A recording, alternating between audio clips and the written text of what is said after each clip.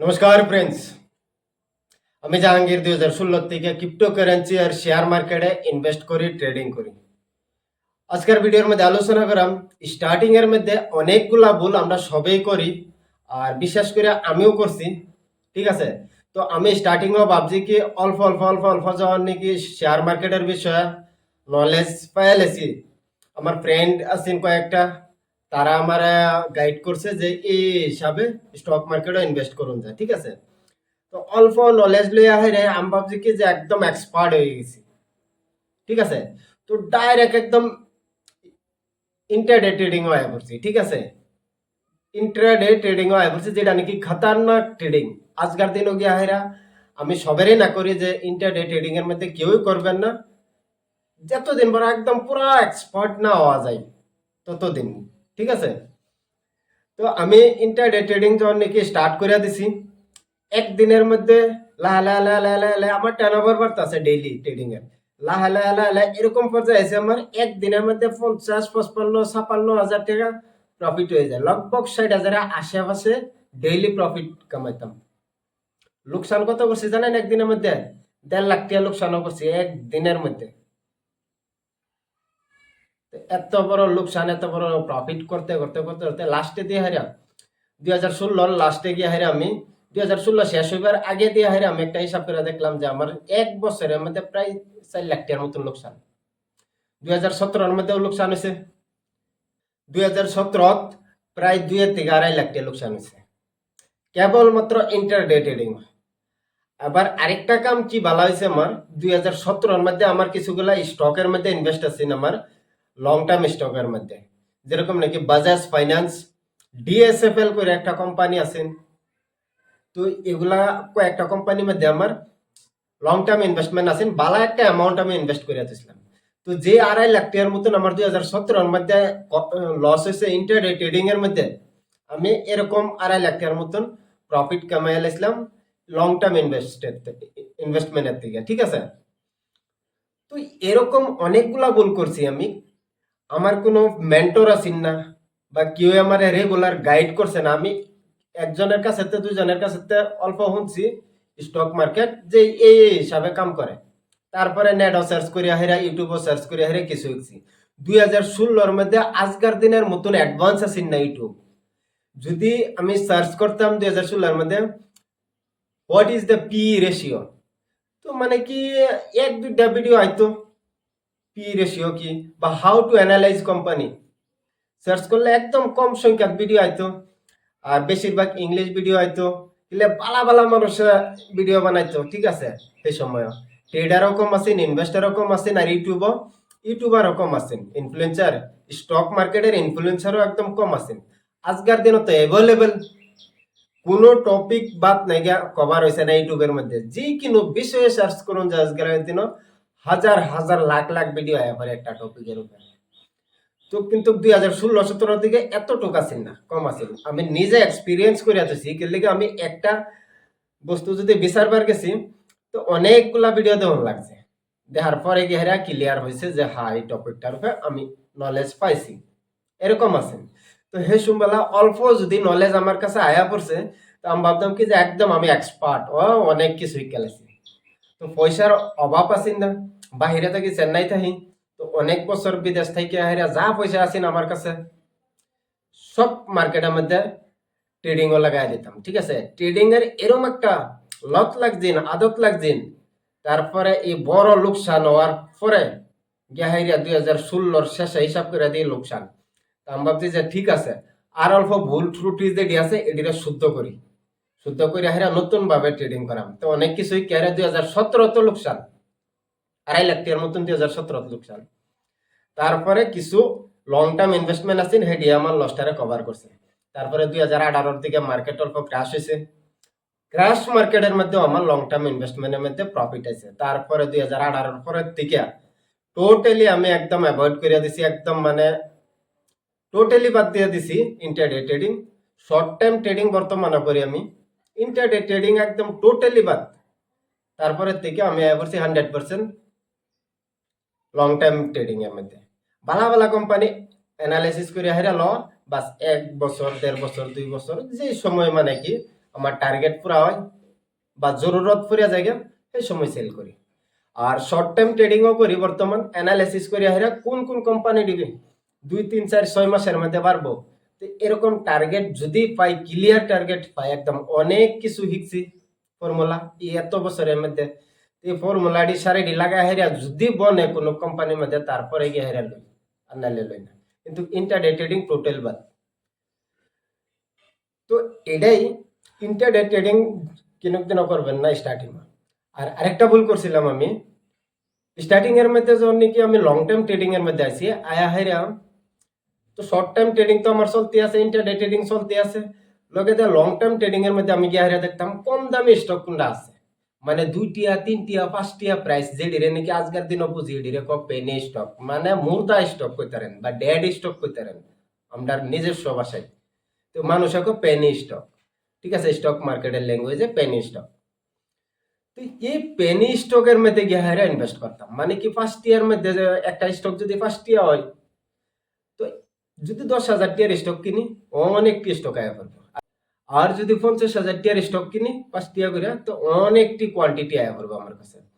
তো আমি ভাবতাম কি যে আমি 4,000 5,000 কোয়ান্টিটি শেয়ার কিনলাম, মানে 4,000 শেয়ার কিনছি, 5,000 শেয়ার কিনছি, যদি 2 টিয়া করে বাড়ে তো ডাইরেক্ট 8,000, আর যদি 3 টিয়া করে বাড়ে ডাইরেক্ট 12,000 টিয়া প্রফিট, এই হিসাবে ক্যালকুলেশন করতাম। কিন্তু এটা বিলকুল ভাবছি না, বাকি বিলকুল এতটুক এসম্বালা নলেজ আছেন না কি এটা যদি 2 গুণা 3 গুণা হইবার হয় প্রাইসটা যদি 2 গুণা 3 গুণা হইবার হয়, তাহলে সারাটা কোম্পানি 2 গুণা 3 গুণা হন লাগবে, কোম্পানির সেলস বেচা কিনা 2 গুণা 3 গুণা হন লাগবে, কোম্পানির প্রফিট 2 গুণা 3 গুণা হইতে লাগবে। এসম্বালা তো এটা বুঝছি না।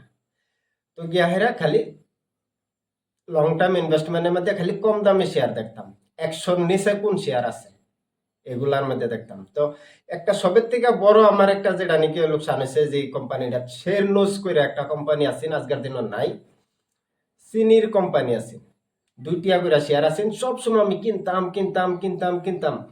আমি 6 টিয়ার থেকে কিনা শুরু করছি, লাস্টে 1 টিয়া কত পয়সার মধ্যে গিয়ে হেরা কোম্পানি টোটালি বন্ধ হয়ে গেছে, স্টক মার্কেটের থেকে ডিলিস্ট হয়েছে। আমি ভাবতাম কি 6ও কিনছি, 5.5 টিয়া তো কিনছি, 5 টিয়া তো কিনছি, 4 টিয়া তো কিনছি, 3 টিয়া তো কিনছি, অনেক টিহার কিনছি। আমি ভাবতাম কি যে কিনুক সময় তো এটা 6 টিয়ার কাছাকাছি যাইব, 6 টিয়াত না যাক 5 টিয়া তো যাইব। আমি এভারেজ করে করে করে করে করে করে আমার প্রাইসটা লেগে করছি 2 টিয়ার মধ্যে।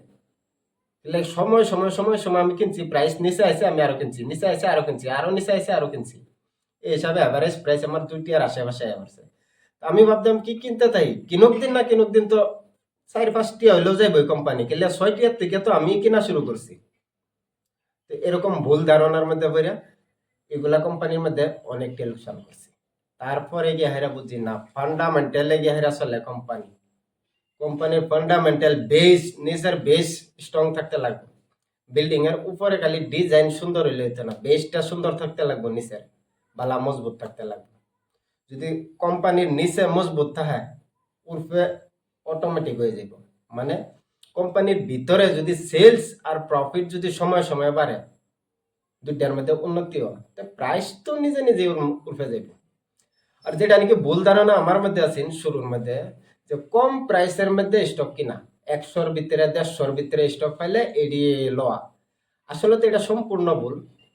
একটা স্টক যদি 1 লাখ টিয়ার উপরে হওয়া, এক্সাম্পল হিসাবে আমরা ধরতাম পারি এমআরএফ একটা কোম্পানি, এমআরএফ কোম্পানি টায়ার বানা, তো বিরাট নামি দামি কোম্পানি, বেশিরভাগ বড় বড় গাড়ি যেটি আছে এটির মধ্যে এমআরএফ এরই টায়ার লাগে, ট্র্যাক্টর হোক, জেসিবি হোক, বা অনেক যেটি নাকি হেভি বাইকেল যেটি আছে বেশিরভাগ এমআরএফ এর টায়ার লাগে। তো এমআরএফ এর একটা শেয়ার আমি প্রথমে যে সম্বালা স্টক মার্কেট এমআরএফ শেয়ার আমি কিনছিলাম, অনেকদিন পরে স্টক আমি কিনছিলাম 17-18-র দিকে আমি এমআরএফ এর শেয়ার কিনছিলাম 50,000 টিয়ার আশেপাশে। আজকের দিনও 1 লাখ টিয়ার উপরে এমআরএফ এর শেয়ার। তাই বললে কি এমআরএফ কোম্পানির শেয়ার কি একদম দাম হয়েছে নাকি? না, এমআরএফ আজকের দিন আন্ডার ভ্যালুড, প্রাইস দিয়া হাইরা কোম্পানির মানে কি জাজ করুন জানা, এমআরএফ এর শেয়ার 1 লাখ টিয়ার উপরে হইলে কি এমআরএফ কোম্পানির শেয়ার কম দামও আছে বর্তমান। আরেকটা কোম্পানির যদি 5 টিয়া থাকে একটা শেয়ার, তো বোধহয় সেই কোম্পানির লেগে সেই কোম্পানির শেয়ার ওভার ভ্যালুড আছে, ঠিক আছে। তো এগুলো over valued, under valued, share কম দাম বেশি দাম কি হিসাবে দেখলে আমরা বুঝাম, আর কোন কোম্পানির মধ্যে আমরা ইনভেস্ট করতাম, এগুলার বিষয়ে আমি চেষ্টা করাম ডেইলি একটা ভিডিও একটা কোম্পানির উপর অ্যানালিসিস করবার লিগে। আর অ্যানালিসিস কি হিসাবে করে দেখবেন, শিখবেন, ঠিক আছে? আরেকজনে করা অ্যানালিসিস দিয়া হাইরা বাস কিনা লাইলেন এরকম করেন না। অনেক কষ্ট করে অনেক টাকা পয়সা নষ্ট করে হেরা তারপরে গিয়ে হেরা ট্রেডিং শিখছি, আর অনেক টাকা কামাইছিও, ঠিক আছে? 2016, 17, 18 3 বছর আমি পয়সা খালি লস লস লস লস করছি। আর অনেক বছর যেটি কামাইছিলাম আমি থেকে কামাইছিলাম আমি কাম করে হেরা বাহিরে সারাদি এই 3 বছরের মধ্যে ক্লিয়ার করছি। ক্লিয়ার করে তারপরে গিয়ে হেরা শিখছি স্টক মার্কেট, ঠিক আছে?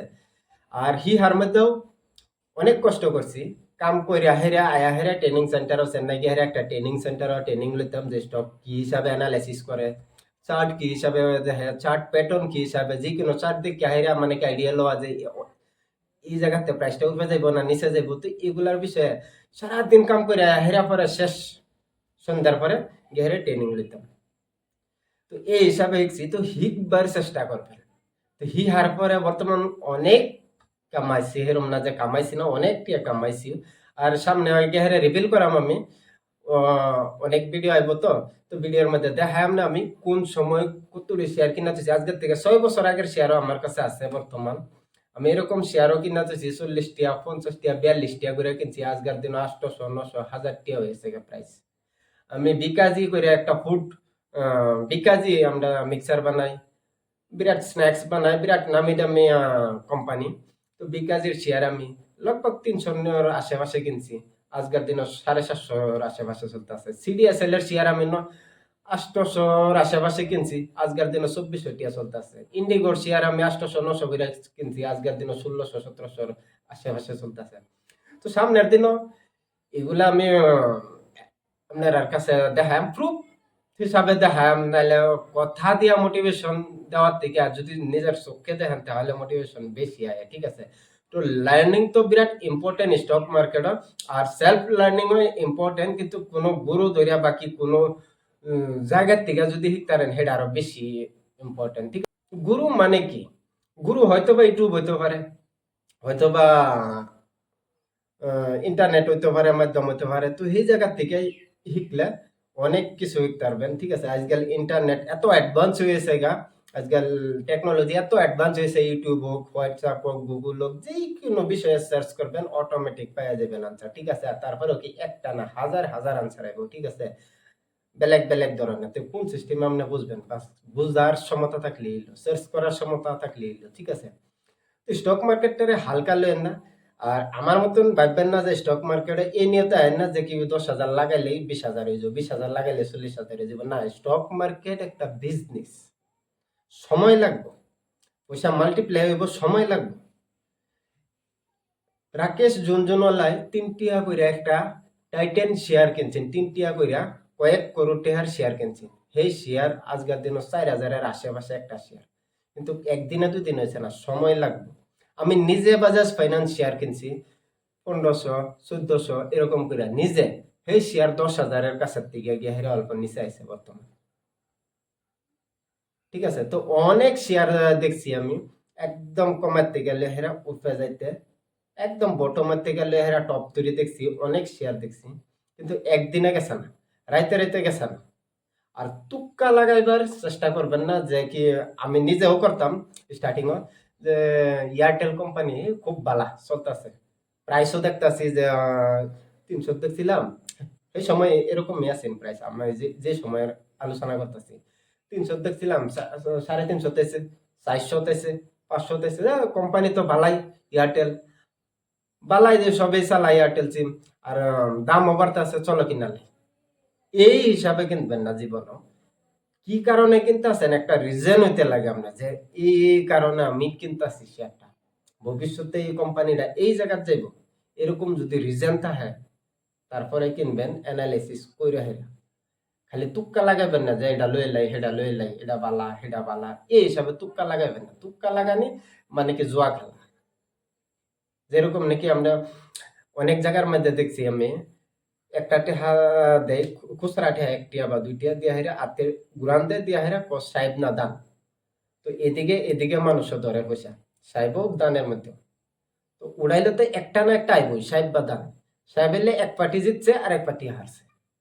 তো এরকম তুক্কা লাগায় হাইরা স্টক ইনভেস্ট করবেন না, একটা অ্যানালাইসিস করে হাইরা ফান্ডামেন্টাল বুঝা কোম্পানি, আগে কোম্পানি কি বিজনেস করতো, বর্তমান কিরকম করতেছে, ভবিষ্যতে কিরকম করব, সবকিছু বুঝে হাইরা তারপর অ্যানালাইসিস করবেন। আর আগামী ভিডিওতে আমি চেষ্টা করাম ডেইলি একটা কোম্পানির বিষয়ে ফুল অ্যানালাইসিস করে হাইরা এ টু জেড আপলোড করবার লিগা। লগে থাকবেন, চ্যানেলটারে সাবস্ক্রাইব করবেন। ধন্যবাদ।